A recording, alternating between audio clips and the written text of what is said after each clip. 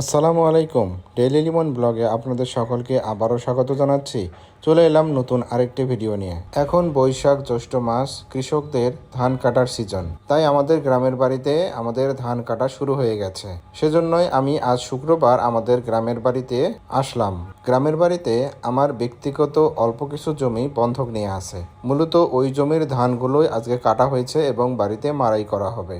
তো আমি বাড়িতে আসতে আসতে দেখি আমার জমির ধানগুলো সব মাড়াই করা হয়ে গেছে। এগুলো হচ্ছে আমার সেই জমির খড়। সকাল থেকে আকাশে একটু একটু করে মেঘ করেছিল, কিন্তু গ্রাম অঞ্চলে মেঘ করলে কি হবে, ধানের কাজ তো করতে হবে। তাই আশেপাশের অনেকেই ধান মেলে দিছিল, কিন্তু আমাদের যেহেতু কাঁচা ধান, সেজন্য আমরা ধানগুলো বারান্দার উপরে তুলে রেখেছিলাম। চারিদিকে খড় মেলে দেওয়া ছিল, ধান মেলে দেওয়া ছিল, কিন্তু পরবর্তীতে মেঘ বেশি খারাপ হওয়ার কারণে সবাই সকলের ধান তুলে ফেলেছিল এবং খড়গুলো তুলে ফেলেছিল এবং চলে আসলো মুষলধারে বৃষ্টি। আসলে এরই বড় মৌসুমের এইটা একটা সমস্যা ফেস করে প্রতি বছরে কৃষকেরা।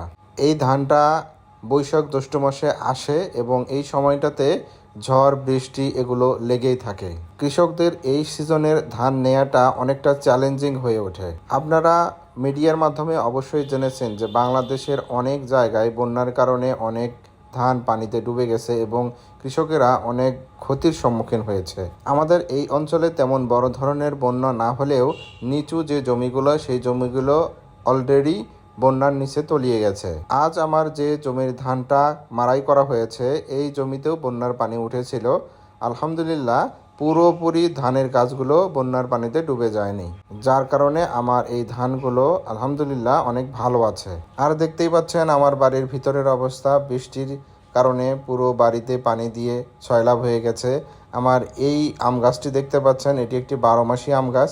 এটাতে প্রচুর পরিমাণ আম হয় এবং শুধু এই গাছটিতে কোনো যত্ন না করলে আম হয়, তাছাড়া বাকি গাছগুলোতে তেমন আম হয়নি। যাই হোক, এই সিজনে যেহেতু রোদ বৃষ্টির খেলা লেগেই থাকে, তো কৃষকদেরকে এইভাবেই কাজ করতেই হবে এবং এটাই প্রতি বছর হয়ে আসতেছে।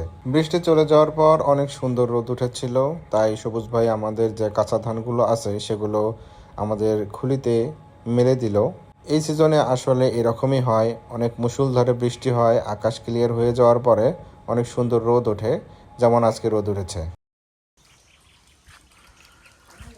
মুষলধারে বৃষ্টি হওয়ার পর এখন রৌদ্রোজ্জ্বল দিন। দেখুন, আজকে শুক্রবার ছিল, আমরা মসজিদ থেকে নামাজ পড়ে আসলাম।